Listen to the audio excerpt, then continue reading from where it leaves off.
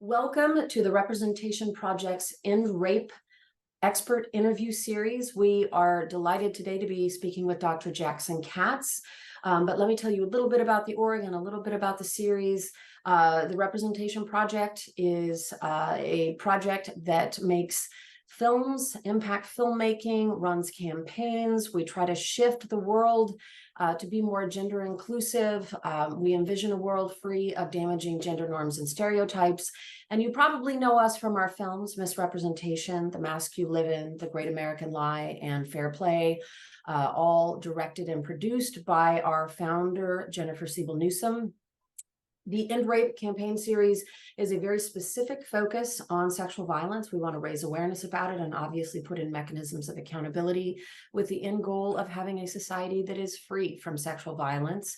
I just want to give a trigger or activation warning that we will be talking about sexual violence throughout today's interview. So if this is something that's really challenging for you, this will be recorded and available within 24 hours. So you can watch this after the fact and watch it at your own pace if this is triggering or activating. So let's jump right into it. In case I forgot to mention, I'm Dr. Caroline Heldman, and I am honored to interview a friend today, Dr. Jackson Katz. He is not just a personal friend, he's also a friend of the org. You have seen him in many of our films, but let me tell you about this human. Dr. Katz is an educator and an author who has long been a major figure in the global movement of men working to promote gender justice and prevent gender-based violence. This is Harvey. He's making his first appearance, our therapy kittens. Dr. Katz is the co-founder of the Multiracial Mixed Gender Mentors and Violence Prevention Program, the MVP program. It is one of the longest running and most widely influential gender violence prevention programs in North America and beyond. I often say in my work that, Jackson Katz is a pioneer in this field. Everyone knows his name, everyone knows his work. And what we'll get into today are foundational principles, which you may or may not know came from the brain of this human being. But let me just say that MVP was the first large-scale gender violence prevention initiative in college and professional sports culture and the U.S. military. The program introduced the bystander approach to the field. So if any of y'all have been using the bystander approach or know what it is and have benefited from it in your work, you can thank Dr. Katz. He is also the founder and president of MVP Strategies, which provides sexual harassment and gender violence prevention training for small and large corporations. And believe me, it is a game changer, a culture changer. So bring him to your organization if you can. He also goes to educational institutions and gives trainings in community organizations. And in addition to his prevention efforts, Jackson is the author of the classic bestseller, The Macho Paradox, Why Some Men Hurt Women and How All Men Can Help, and also Man Enough, Donald Trump, Hillary Clinton, and the Politics of Presidential Masculinity. And his work has been adapted into a number of popular educational documentaries. As I mentioned, he's in our documentaries, but also The Bystander Moment, Transforming Rape Culture at Its Roots. Dr. Katz is the creator of the award-winning Tough Guys documentary film series, and he has appeared in numerous other popular films, including Misrepresentation, The Mask You Live In, and Hip Hop Beyond Beats and Rhymes. His TEDx talk, Violence Against Women is a Men's Issue, has been viewed more than 5.5 million times. Woo! And he is also an acclaimed public speaker, and he's delivered lectures and conducted trainings in all 50 states, 8 Canadian provinces, and every continent except Antarctica. And I expect you to be in Antarctica right quick. Dr. Katz, welcome, welcome, welcome. Oh my goodness. Thank you very much, Caroline, Dr. Heldman. I love being in dialogue with you, and I love working with, and I've been working with the Representation Project, Jennifer and her colleagues for quite a while now, and it's really a great opportunity and honor for me to be doing that and to carrying that on today with you. So thank you very much. We're just honored to have you and be in partnership and collaboration with you. So let's start at the beginning. Tell us about your life path. How did you start working to eradicate gender-based violence? When did you know this is what you wanted to do? What were some of the experiences or the epiphanies you had that got you started on this path? Sure. Well, for the sake of this discussion, I'll try to keep it brief because we have so much to talk about, and everybody has complicated life histories. I certainly do, but I started really sort of coming to awareness when I was 18, 19 years old, as a young man in college, and seeing how the fear of sexual violence ordered the daily life of women around me, in my friends and and hallmates in my university residence hall, and how I was coming and going as I pleased late at night from parties, and not worrying about my personal safety. And I had a 20,000 person campus, and I'm not saying that was necessarily rational, but it was normative for me and white guys of my generation, and frankly, a lot of white guys still today, and around parts of the United States, who are just coming and going as they please. And I looked and saw that my women friends and cohort were not living like that at all. In fact, they were incredibly conscious, especially when it got dark, but not exclusively, about their personal safety. And I remember thinking, if I were a woman and I had to worry about this on a daily basis, my personal safety, because men were sexually, potentially going to sexually assault me, I would be so ticked off. And then when I saw women organizing, and this is back in the day when Take Back the Night rallies, they call it Reclaim the Night in the UK, and then it was brought over here to Take Back the Night. This is the late 70s, early 80s, became a thing. I remember when I saw women organizing and kind of for better lighting on campus, and they were outraged that they had to live with this fear and it was unfair. And I totally got it. And I was like, when I saw those women, like, for example, at a protest that was happening on my campus for better lighting on campus after some rapes had happened outside. And I know that most rapes don't happen outside, and most men who rape women on college campuses know the victim, survivor knows the rapist. But in this case, it was a stranger situation, and they were protesting. And I remember thinking, not that these women, hated men, but I saw them as leaders. They were standing up for themselves. They were standing up for their right to walk across campus. They were standing up for everybody's right, women, men, and others. Everybody has a right to walk across campus, or, to live their life and not have to worry about being sexually assaulted. And so I was inspired. And then as a man, and again, I'll cut it short here, but as a man, and I happen to be white and I happen to be heterosexual, I was also at the same time learning about racism in a much deeper way than I had ever engaged it when I was a young guy, in high school. And I was learning about heterosexism and the experiences of LGB and now T people, which was, to me, is so eye-opening, all of this at the same time it was happening. And I remember thinking I was in a position as a white guy, as a heterosexual guy, and I was a really good athlete as a young guy, and I was a really good football player. And so I was totally unintimidated by the male sort of sports culture or the hegemonic or dominant male culture. I was totally unintimidated by it. And so I just said, why aren't men speaking out? Why don't we have more men talking about this? Why is domestic violence a women's issue? Men are the ones committing the vast majority of the abuse. Why should women have to deal with preventing it in addition to taking care of the victims and survivors after the fact? Why should women be the ones who have to engage in the social change work, the prevention work, the social norms change? That's just totally unfair. It's just like putting it on the burden of working against racism on people of color. It's just not fair. And I got that early on. I started speaking out, and then it just grew from there. And I often say that I'm doing the same thing now in my later middle age as I started doing when I was a 19-year-old. But I have nicer clothes, and I have less hair, not by choice. But it's the same message, it's the same thing that I was saying when I was young. It's like we need more men who are willing to stand up and speak out, and not just individual men. We need systemic change. We need political leadership. We need so much more than we've been getting. And I, as you know, because we've worked together for all these years, I've been beating this drum for a long time. And maybe now, I don't know, who knows, maybe now we have some momentum to actually make some substantive change, even though there's also some really, really ominous developments that are happening in this country and around the world, which maybe we'll get to as well. So there's a short story. And by the way, last thing, Caroline, these are personal issues for me as well as professional, but that's true of every single person that I know, and certainly true of every man that I know. In other words, these are political issues, these are social problems of the first level of import, but they're also personal issues. And I have numerous women in my life who have been, who are survivors of men's violence in its many forms, and I'm outraged by it on a personal level as well as on a political level and a professional level.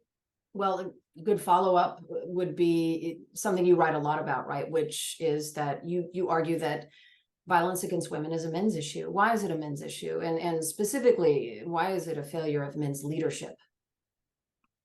Well, it's a men's issue because men commit the vast majority of the abuse, the violence, the harassment, period, end of sentence. I think calling rape a women's issue is a subtle form of victim blaming. Why is it a women's issue? Men commit something like 99% of rape, or if you want to quibble about certain numbers, 97%, 98%. So if rape is committed by, if 98, 98, 99% of rape is committed by men, why is it a women's issue? And by the way, whether the women are the primary victims, which they are, or men who are not who are also the victims of men's violence, sexual violence, and people who are not men or women, non-binary people, are also predominantly the victims of men's violence. So if that's the case, then why is it a women's issue? Why is it I mean, in other words, the language that we use to talk about this is so instructive and so revealing and so important to change and to question. Because, for example, we ask questions like how many women were raped on college campuses last year rather than how many men raped women.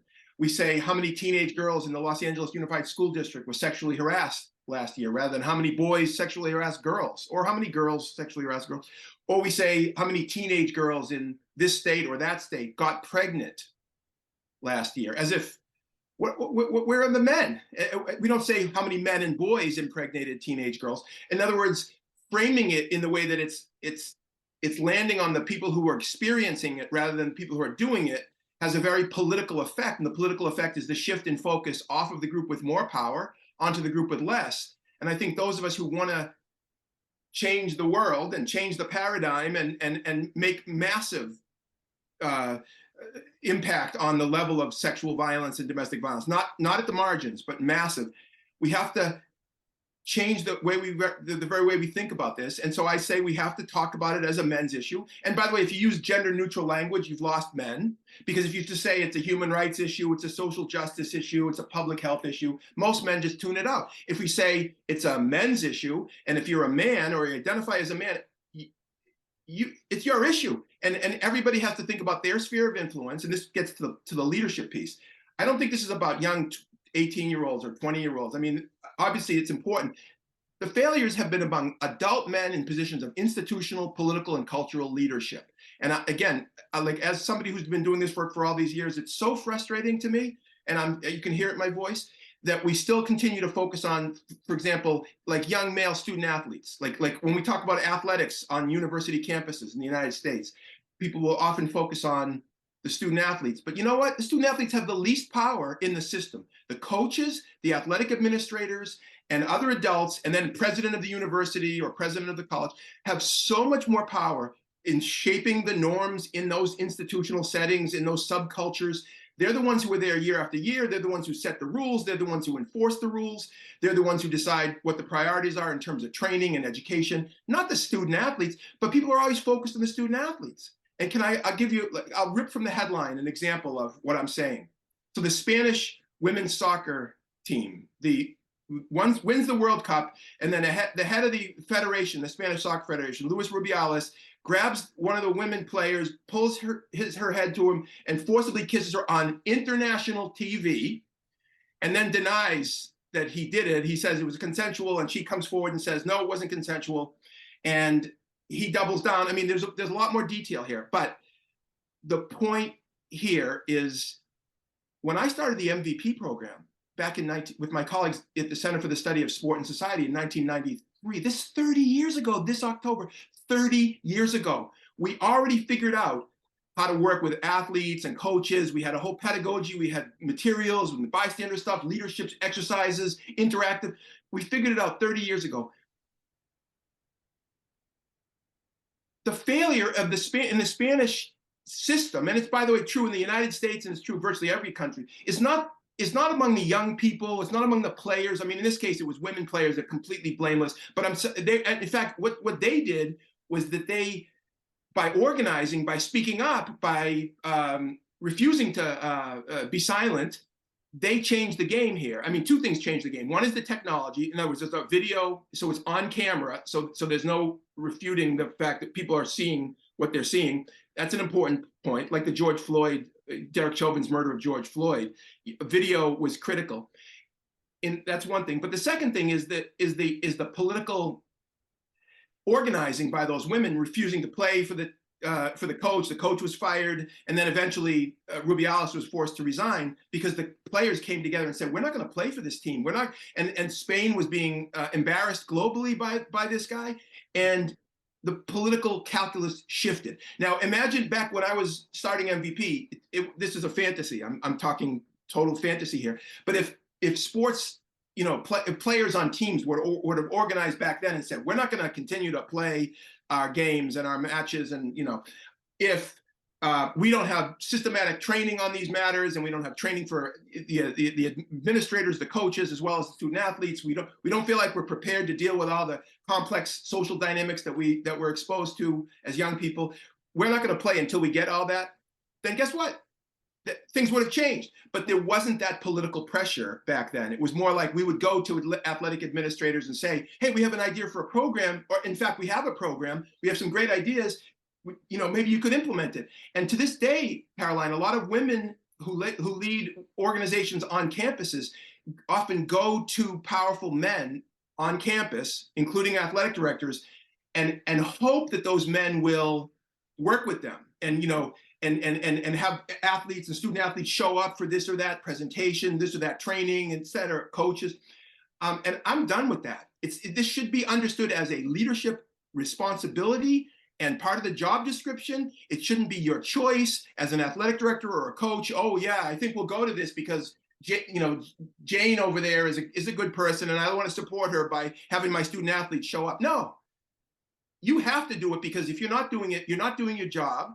And if you're not doing your job, then we need to call you into the office because this is not working out. In other words, if we have a shift where it becomes a leadership responsibility at all levels, I'm talking about, this is just athletics, but I'm talking about in schools, in corporations, in labor unions, in community organizations, in cultural organizations, if it becomes understood that it's expected that leaders will be trained on these matters, that leaders will know how to handle the individual situations, but also then in terms of victims and survivors and holding offenders accountable, but also that they'll know that it's their responsibility to set the tone, to create an environment, to be a proactive leader, not just reacting to incidents, but actually putting in place policies, procedures, and public statements and public example. If we can change that piece of it, like in other words, make it a leadership responsibility and imperative, then the changes will happen exponentially faster than they're currently happening. And what will happen is lots of men who would never walk through the door voluntarily will walk through the door because they have to, because it's been defined as a leadership responsibility. And as a result of walking through the door, those men and women and others, because everybody will do it, but the men is what I'm focused on, will be exposed to what all of us who do this work are exposed to all the time, which is incredible level of brilliant insight about relationships, about intersectional dynamics, about race and sexuality and gender, and men will learn about themselves and their own ability to communicate, not just with women, but with other men. There's an awful lot of men who are themselves victims of bullying, harassment, sexual violence from other men, usually, not always. Those men will learn that they're all these issues are connected, but you've got to get them through the door. And the way to get them through the door is to make it a leadership requirement. So let me pull on a couple of those threads. You're talking about 30 plus years of work. You're talking about it being a men's issue because men are the primary perpetrators. You're talking about failed leadership. And you also hinted in the response to your first question that we're not headed in the right direction globally. So, okay, we haven't done it in 30 years. We maybe made a little progress, but it sounds like you're pessimistic about the future here. Well, it's it's pessimism of the intellect, optimism of the will. There we go. Yes, but I'm on the same. Yeah, I mean, just being critical about this, right? Being honest about where we are. We're seeing. Yes. I don't want to answer the question for you. Well, I think that the global rise of the right in the United States and all over the world, the so-called populist right, is so much of it is linked to men's backlash against feminism. It's the mainstream narration of the rise of populism. For example, in Europe, white right-wing populism in Europe and the United States, the mainstream conversation is that it's about race and immigration and the increasing ethnic and racial heterogeneity of our societies. And it's true that that's clearly a huge issue and it's happening. But it's not just that. It's also men's feeling a sense of loss and anger and resentment at their loss of cultural centrality and their authority within the family and within the larger society. And that does not get talked about almost at all in the mainstream conversation about the sort of the currents and this historical tensions that are roiling. And I think we have to talk about that. I don't mean necessarily right now, although we are talking about it, but I think we need to talk about it if we're going to be making the substantive changes that we have to make. And I would say the one way to think about, the positive way to think about this, is that the rise of fascism, and let's, to use the artful term, and certainly the rise of right-wing populism and authoritarianism, is a response to the success of global feminism. And in other words, it's and racial and ethnic integration and immigration flows that are complicated, but it's a big part of it is a response to feminism, which means that organized women mostly, and others, and then some men. And I've always said I don't think that men are going to create the mass base for radical global feminist revolution. I think that's totally naive. But I think that a critical mass of men joining the waves of women who are at the forefront, who want to be treated with respect and dignity on a flat out period, end of sentence.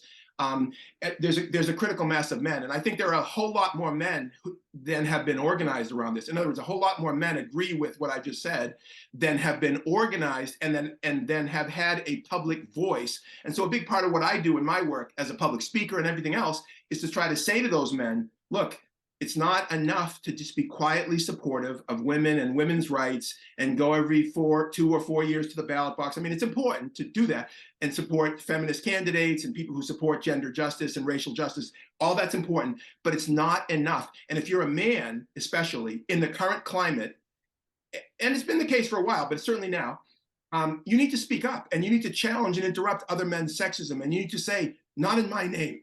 When 75 million people voted for Donald Trump, after 4 years of his chaotic and outrageous presidency, after 4 years, this is even before he was found guilty of sexual assault / rape in a civil finding in a court in New York. 75 million people voted for him even after his 4 years of his presidency. And presumably, if he becomes the nominee for the Republican Party in 2024, they'll have voted for a person who not only has a long history of misogynist statements and behaviors and allegations of sexual assault, and now a court of a sort of a jury finding of sexual assault / rape.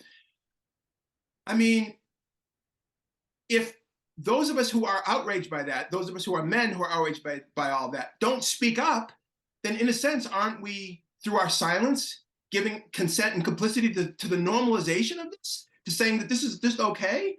And by the way, what is the message that sends to young men coming of age, who don't know a lot about the history of the movement or anything like that, but they just know that Donald Trump is misogynist man, and that he's adulated, he's getting millions of votes.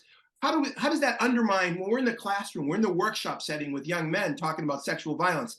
It's like such a mixed message. And I say we're not going to change the mixed message in the short term. But I think that the more adult men, the more men in positions of influence say this stuff and say it strongly, not shrinking violently, but say it, using our voice and using our privilege. I think that it'll at least provide a counterballast to the momentum on the right. Yeah, and I couldn't agree with you more. I remember being, outside one of the balls for the 2016 inauguration. The Trump folks going in, right, and in their finest ball gowns. And I just stood outside with a sign that said, "Good people don't vote for rapists," because he had 26 allegations at that point. And it was such an eye-opening moment where talking the tape, the Access Hollywood tape, where he's describing sexual violence, and it didn't matter. So let me just do a quick follow-up question on that before we get into the bystander approach. How has Donald Trump's rise empowered or emboldened, or whatever you want to say, about the manosphere, right? The Joe Rogans of the world, the Jordan Petersons, Ben Shapiro, and there's a number of folks, right, who are openly kind of celebrating misogyny, and they're very popular. How has the failed leadership, or maybe the very specific misogynistic leadership of Donald Trump, kind of fed into the manosphere? Yeah, I mean, I think on a huge level, he just sort of legitimized, in a certain sense, or made socially acceptable a certain kind of crude misogyny, in addition to crude racism and homophobia and everything else. A lot of the ills of modernity, if you will, and backlash against the social movements of the past half century that had been advancing human thriving. And like whether it's the civil rights movement or the gay rights, LGBT rights movements, obviously the multiracial, multi-ethnic women's movements. These are all like giant social movements of the past century, and certainly the accelerated starting in the 60s. Ronald Reagan's election in 1980 was a backlash against that progress. Donald Trump's election in 2016 was certainly a backlash against that progress, because anytime you change, you're changing systems and you're opening up democracy and you're expanding people's rights. While some of us applaud that and think that it's a fulfillment of the vision of some of the more progressive thinkers in the democratic experience since the Enlightenment, some of us are happy about all this. Obviously, you're also threatening certain traditional hierarchies, and so that they're going to fight back. The empire strikes back, and so some of the people that you just named are examples of how that strike back happens. A lot of them would dissociate themselves from the cruder elements of Trump's misogyny. They would dissociate themselves from him, but they're tapping into some of the same energy, which is resentment, especially on the part of white men, that they're being pushed off center stage. Make America great again is put white men back on center stage again. And that goes from the macro of politics and resource allocation and such, right down to the micro of relationships. And by the way, one of the connecting points there, Caroline, is coercive control. This whole notion of coercive control, which is now gathering momentum all over the United States, certainly in parts of Europe, it's already there. It's domestic violence doesn't quite capture the what's really happening in these relational contexts, because a lot of times men will exercise coercive control without using any violence. But it is now being criminalized, and again, in the United States, it's growing. The movement is growing. But anyways, Evan Stark and others who were like sort of theorists of this coercive control talk about in terms of how men are responding to women's growing economic independence, women's assertions of autonomy away from men's control, and how men have used certain techniques in the micro of relationships to get back at women and to try to retain or regain control in those contexts. And by the way, this is true of sexual violence. I mean, sexual violence isn't just like a communication problem. I mean, in some cases, there might be confusion. And I do appreciate that there is confusion that is pretty widespread about consent and what that means. And especially in the porn culture, porn culture is just so incredibly influential at shaping sexual norms. And for millions and billions probably of heterosexual boys and young men and men, porn is the sexual script, and porn is like basically rape. I mean, and certainly sexual assault, and certainly women have no agency or very limited agency in heterosexual porn. Anyhow, I know I'm going far afield, but Andrew Tate. I mean, you didn't even mention Andrew Tate. I know. I was going to say I need to shore up that list. Andrew Tate, who now has. Oh my God! So some of them are more crude than others. I mean, Jordan Peterson is not crude in that way, but he denies that patriarchy even exists. It's shocking to me. And then he goes around the world and he gives speeches and he sells out like 10,000 people arenas. And he goes on Joe Rogan or something, he gets 15 million views, 20 million views. And if we're just doing workshops with 40 people, I mean, we could do a good workshop, but come on. So I've been saying on my side of the house, we need to step up our game. We need to scale up. We need to get into social media, like your series here is such an important thing, because a lot of these young guys who aren't reading books, they're not going to women's and gender studies classes on college campuses. They're not, but they are turning on, Jordan Peterson. They are tuning into content that Andrew Tate is promoting, right? The manosphere is present. And by the way, the incel culture. I mean, Laura Bates wrote about this in her book, her recent book, Men Who Hate Women. It's not just the extremes of incel culture in some corners of the internet. It's some of the ideas that they have been promoting have become much more mainstream. And that's one role that Donald Trump has played, which is by being such a crude misogynist, he gives a certain license and a certain legitimacy to what used to be something that should have been under a rock, but it's not under a rock anymore. And because we have this technology of global communication, ideas that were once really marginal have the opportunity to become mainstream very quickly. And when you have popular people like a former president of the United States and in these other people you're referencing, who have large platforms, large microphones, and they're platforming each other, we have to counteract that, or we're kidding ourselves. We're losing badly. And by the way, the last thing, that we have all kinds of data, not me myself personally, but Equimundo, for example, based in Washington, D.C., does an incredible organization. They do all kinds of research globally. And I know you work with them, in fact, and the Representation Project has some interaction. Their study on the state of American manhood, I just went to a meeting in DC a few months ago. It's like the young men between 18 and 24 are backsliding on issues of gender justice and gender equality. Like they have more retrograde views than people in my generation. This is the opposite of what many people thought was going to happen as young people were more gender fluid and more accepting and all that. On the one hand, that's true, but there's also this backlash piece. And there's a lot more young men who are conservative politically, who are anti-feminist, who are angry, and they're being mobilized.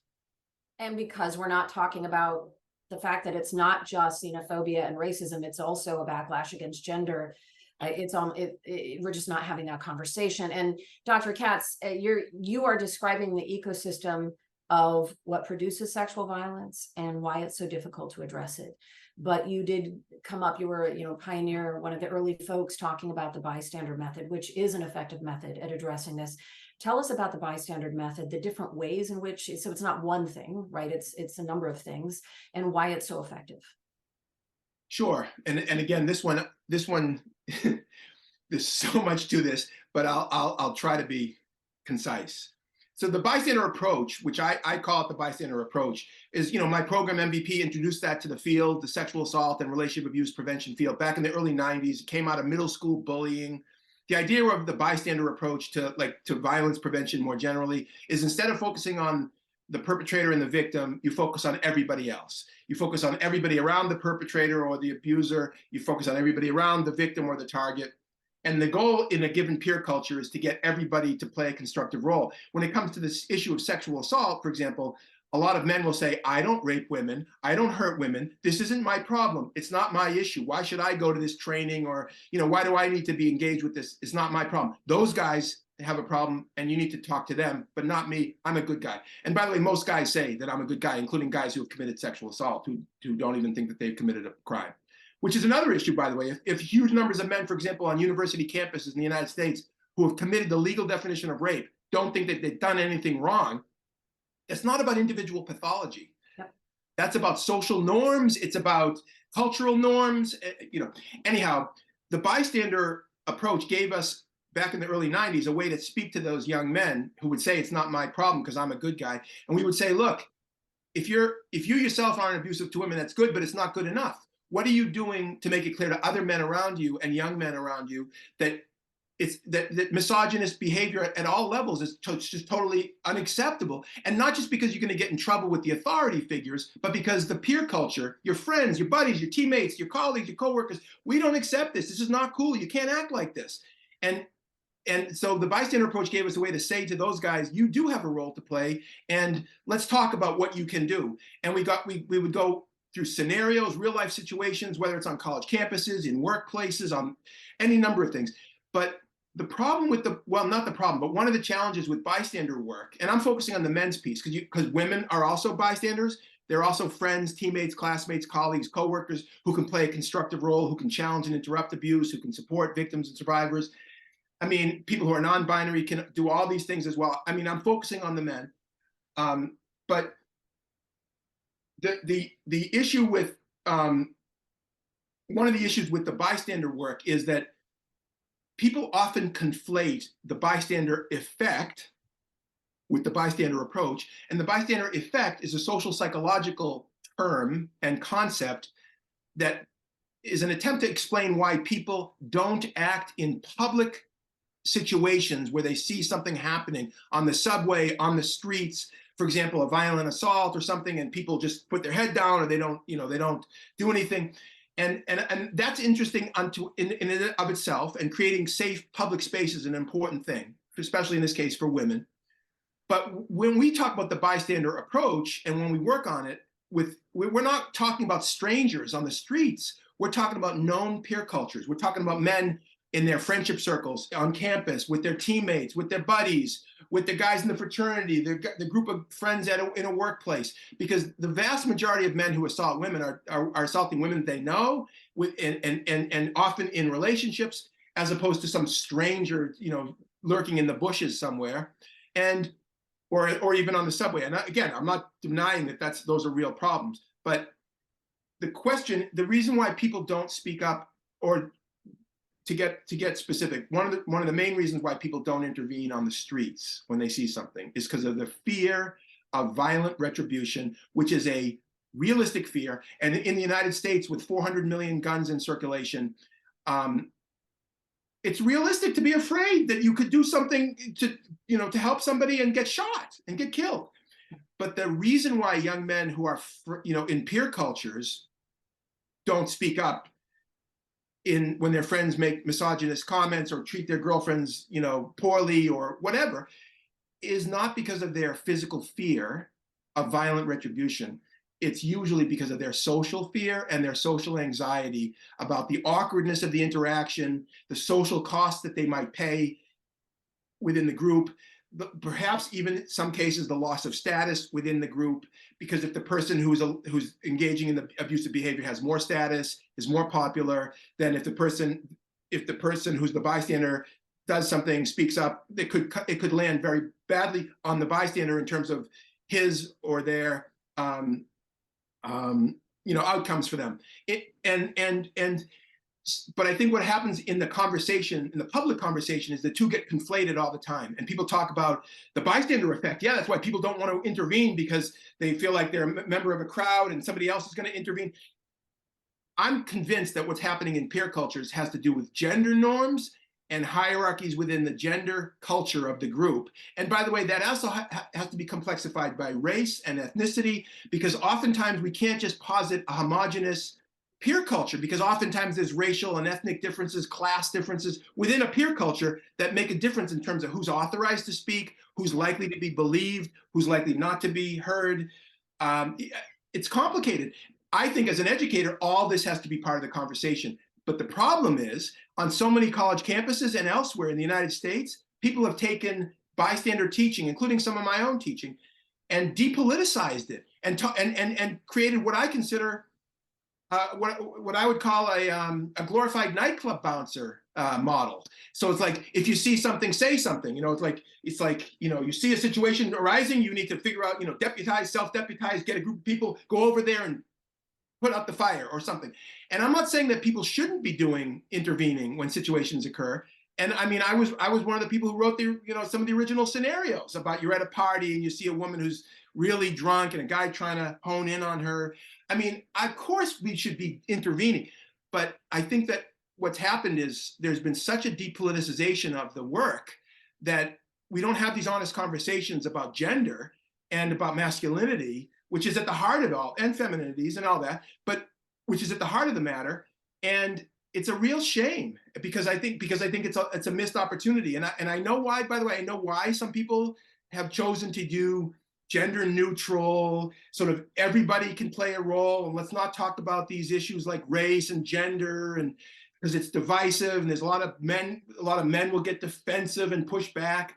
But it's like, if we just keep it at the surface, talking about what people can do when they see a situation of potential harm, rather than talk honestly about, we live in a male-dominated society where men control so much of the narrative in our society, and certainly the sexual narrative, a porn culture that's just completely normalizing men's doing something to women. So heterosexual sex is not a reciprocal experience. It's men doing something to women, often ridiculing them, mocking them, and degrading them verbally while they're physically doing something to them, not experiencing something with them. If we're going to not talk about any of that, and we're just going to say it's a harm and anybody can do it, anybody can experience it, and anybody can be a constructive role against it.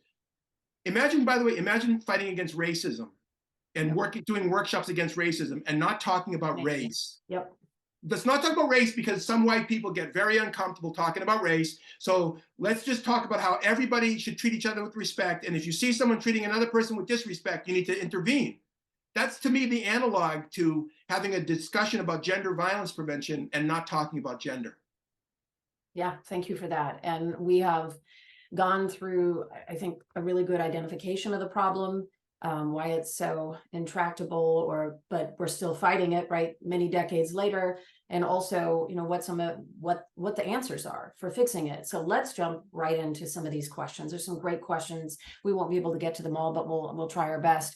Ellen writes, I once asked you about your position on women's self-defense. You stated it was victim blaming and that was men's responsibility to stop being violent. As a woman and female empowerment self-defense provider, they hope you've transformed your view. So they've created a documentary, Beauty Bites Beast, which focuses on this. And also Ellen hopes to see you see it someday. Any shift on that position, or is that your position, Dr. Katz? No, I totally believe, let me just clarify this, and Ellen does great work. I just want to clarify this. Women's self-defense, of course. 100%. Everybody should be trained in self-defense, and women in particular, especially because in the traditional sense, and this is global. If you think about these issues globally, not just in the United States, in some patriarchal cultures, women are prevented from learning how to be physically assertive, and defending themselves is one piece of that. So I'm totally for it. I'm just saying that I don't think that's dealing with the reality that long-term change is not going to, women have to deal with this today. They have to defend themselves today. I'm saying that the long-term change that has to happen, it shouldn't be on the backs of women to make those changes. Women should be defending themselves. But if that's the solution, to me, that's accepting defeat. And I'm not willing to accept defeat. I think there's a place for both, is what I'm saying. Yeah, and I know you and I had this conversation many years ago as a martial arts instructor. I think it's really important for women to develop their capacity for violence in a violent world, but that's not how we're going to shift the system. I hope everybody checks out Ellen's documentary. Todd writes, Dr. Katz, I'm a straight white man and I consider myself a feminist. I run a men's organization, and there are times when speaking about men, about equality, they're easily offended and get defensive and bring up the struggles men have and refuse to see anything from a different perspective. For example, when I bring up topics such as the attributes and wonderful lessons from the Barbie movie or the term toxic masculinity, any advice on how to connect with these men who I consider good men who have shown the ability to be vulnerable, yet have very little space for anything other than their own belief? I appreciate that. This is my whole life's work is about this question. It's why we developed the bystander approach. It's to give men a way to be playing a constructive role, to use their strength for positive, to speak up and challenge. We want to call them in rather than call them out. I mean that's Loretta Ross's phrasing. So I think there's using language like call in versus call out. I think Esther Solar, who's the founder of Futures Without Violence, uses the phrase invite rather than indict. invite men into the conversation rather than indict them as potential rapists and abusers. I think framing it as a leadership issue, which is what I've done earlier, I talked about earlier, this is a key part of it, is like, for example, the bystander who speaks up, the friend who says to his friend, hey, dude, the way you're talking to your girlfriend, I'm really uncomfortable with it. Are you having some struggles here? Because I'm really uncomfortable with what I'm hearing, right? The young man who says that to his friend, that's not just an empowered bystander. That's a leader. That's a leadership act. That young man just acted as a leader because he saw a problem. Well, whether he thought about it consciously or not, he thought about his responsibilities to the girlfriend, to his guy friend, to himself, his own values. He thought about what are my options? Well, one of my options is to say something, and he did it, which is basically he's executed a leadership protocol. So if you frame it to the young men, this is Todd's question, I think, to the young men as positive and aspirational. We need more young men and older men who have the courage and the strength and the self-confidence and the justice orientation and fairness, belief in fairness, but who have the strength to speak up and say, hey, that's not cool. I mean, you frame it in a positive way, in an aspirational way. I don't use the word toxic masculinity. I don't think it's a good term. I think women use it more than men. And I think most of the men, not all the men, but most of the men in my cohort of activists, educators, writers around engaging men don't use the term. I don't think it's a helpful term, toxic masculinity. I would rephrase it and reframe it. And also, one last thing, and it's a big question, and I'll try to be even more concise. It's not one or the other when we talk about men's issues and men's problems. It's both and. In other words, we can talk about men's responsibility to speak out about men's violence against women and talk about all the issues that men have. And feminists have been way ahead of the curve in talking about men's health, men's emotional health, men as victims of violence, boys as victims of sexual abuse. The people who have been the first people to talk about all this were feminist women, okay? So the idea that somehow feminists don't care about men, it's just such an ignorant point of view. It's not a serious point of view, because all you have to do is go back into the literature and just see it, and the activist literature as well as the academic literature. And I've been saying it, and others have been saying it for decades, that the same system that produces men who abuse women, produces men who abuse other men, produces the loneliness, helps to produce the loneliness crisis in men, the relational conflicts that men have because they're not trained to be relationally and emotionally literate. I mean, give me a break. So if men care about men, if they care about themselves, if they care about young men and boys, they should get on board with all this feminist stuff and not see it as their antagonist, but as their ally. And I'm done with this such ignorant, like, backlash stuff. And of course, you're going to see on the right, like the Barbie movie, which I loved.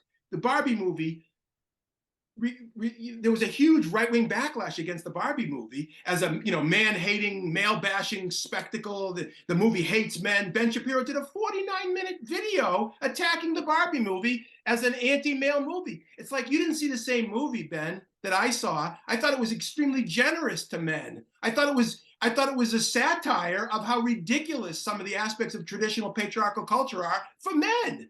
It's like, what movie did you watch? And their liberation. Yes. And have their liberation arc for the men.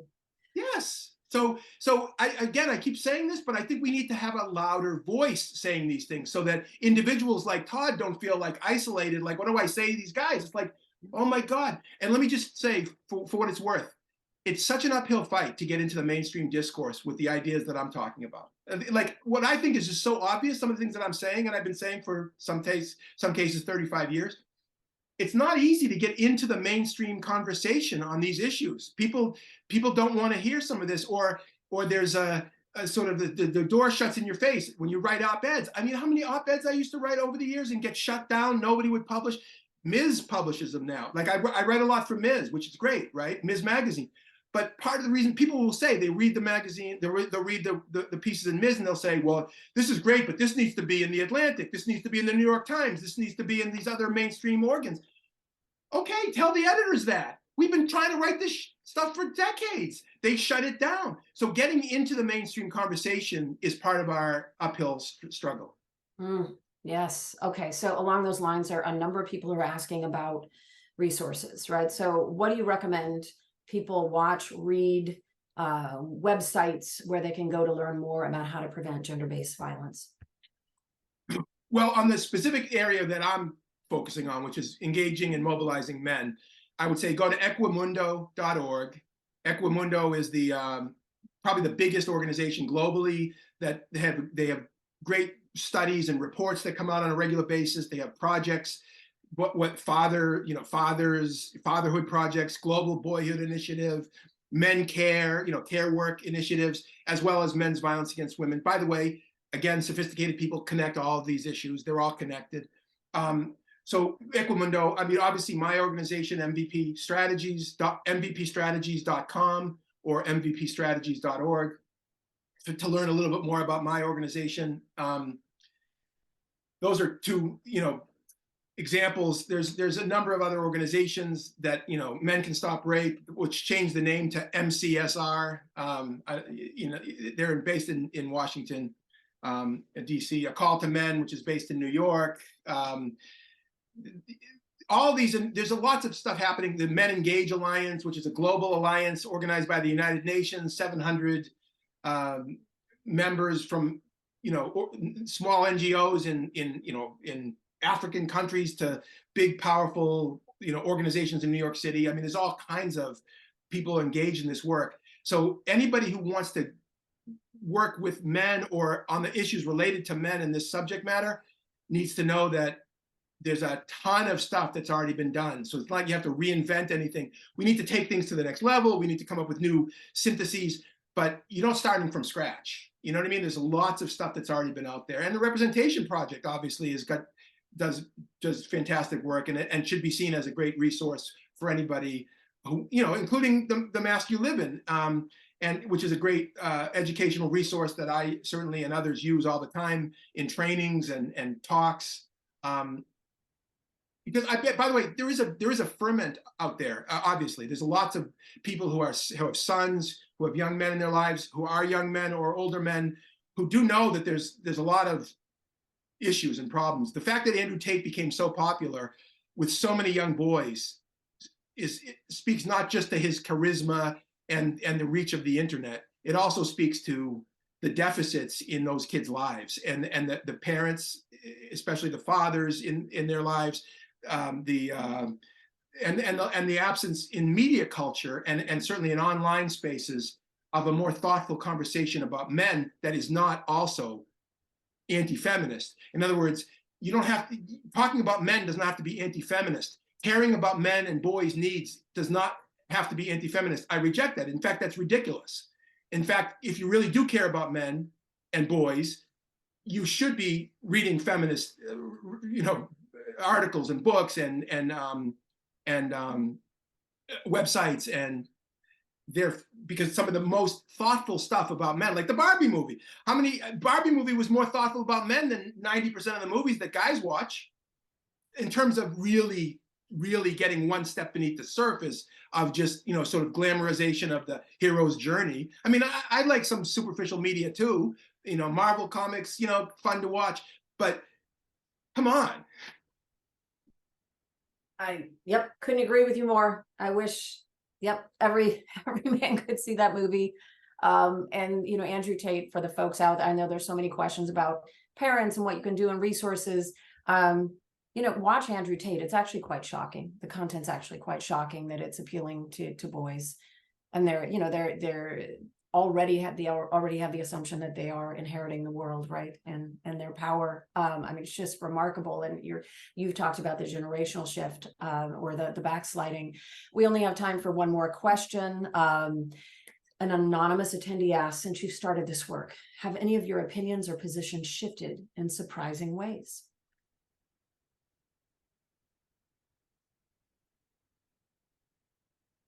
That's a good question. And I don't want to keep a whole lot of airtime trying to think of the answer, but has my opinion shifted in surprising ways? I don't know. That's a good. One way to respond to that. I'm not saying that this is a perfect distillation of a complex set of thoughts that I might have later as I think about this, but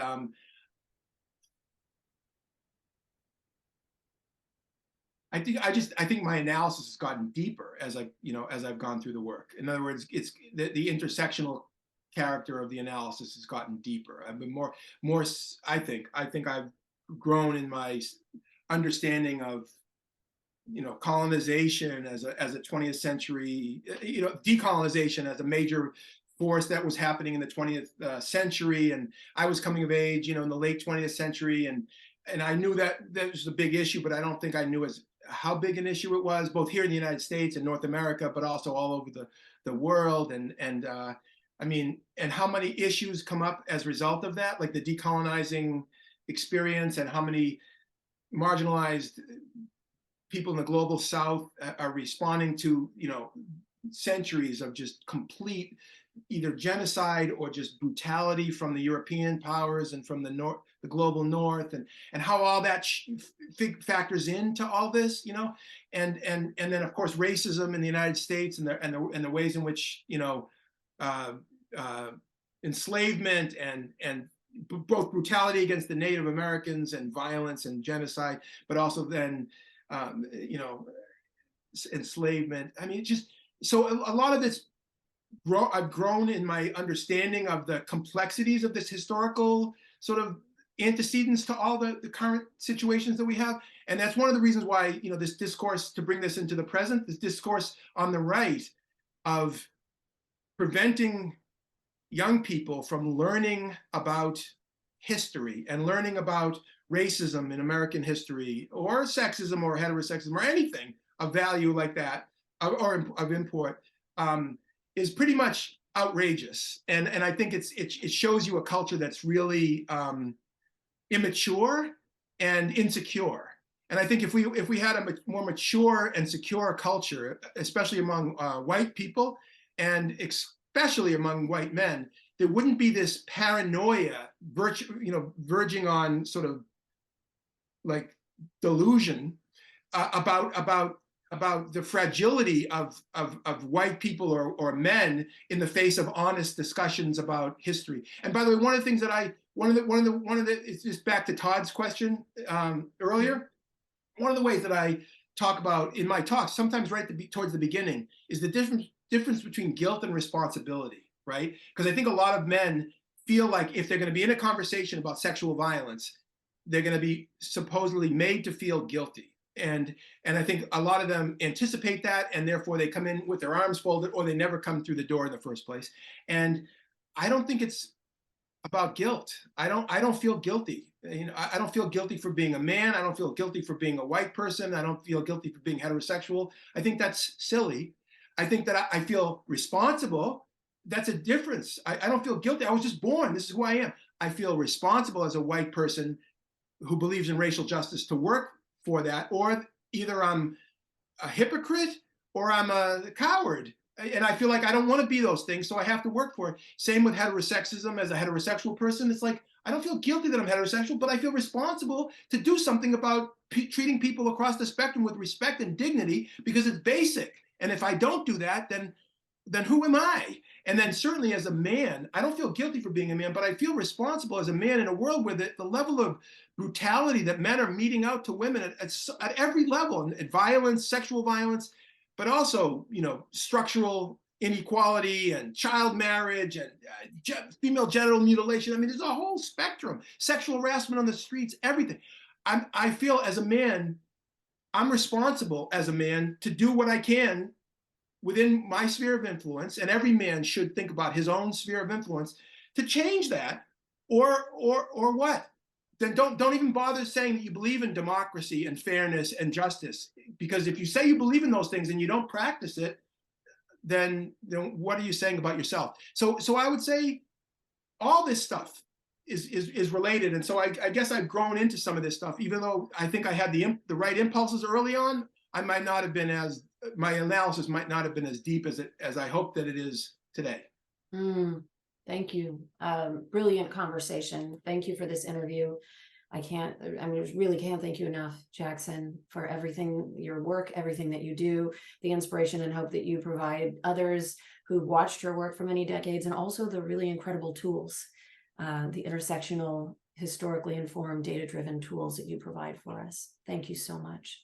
Thank you, Caroline. So as ever, it's been a pleasure working with you and being in dialogue with you. Thank you. Thank you. And folks, I know there are a lot of questions. We will put responses for some of the resource questions with the video that we share with you. I hope everyone gets some good self-care after this conversation. I know it's been tough, and we'll leave you with that. The brilliant, I use that term very sparingly, but certainly with this human, the brilliant Dr. Jackson Katz. Thank you all.